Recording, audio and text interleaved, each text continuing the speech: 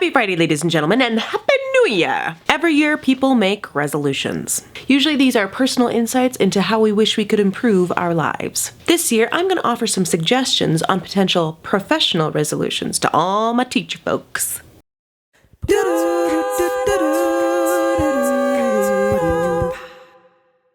Be a mentor to a new teacher. If you're a veteran teacher, 3 years or more, please take the time to be a mentor to the rookies in your school. It's a tough time, and honestly, it's the time when we see the greatest attrition in teachers. If they're going to stick with it, they need to feel they have a community, that doors are open for questions. Be the person who asks, "Who are the new teachers?" and say, "Hello." Invite them out to coffee or happy hour after school. You don't need to be lifelong buddies, but just be a friendly face in the sea of an overwhelming new job. Now, if you're a new teacher, go to the lounge during your breaks. Try to know your community. Do not spend every moment you are at your school in your classroom. Get out of that hole and talk to the veteran teachers. You can save yourself a lot of time and grief by getting to know those who know better. Reflect in writing. We do it all the time, but how many of us take the time to actually write it down or visualize it in some form? The only way I know I will improve my teaching is if I document what went well and what went not so well. There's a number of ways to do this, blogging being the most obvious, but I also suggest informal observation groups, personal learning network, if you will. Invite a colleague to watch you teach during their planning period or team teach with somebody. You'll have interesting insights if you both have the chance to see each other in action. Video record yourself and watch it.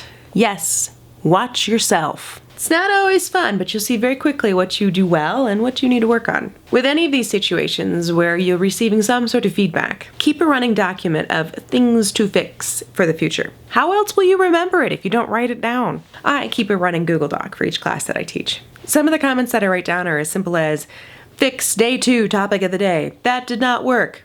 Fix it. For Mahler's sake, fix it!" When it comes time to reteach, I always look at that list before planning. If they weren't written down, I would not remember. Educate the larger world. There's one thing I've seen a lot of recently, it's this urge to unfriend online. I understand the action, I understand where it comes from, but I'm going to suggest a counter move. Rather than unfriending them, engage with them. Perhaps it'll go nowhere, that's very possible. But I worry about the fact that every time we unfriend and disconnect from that part of the world, we become more polarized. Are we only able to connect with those who have worldviews that are the same as ours?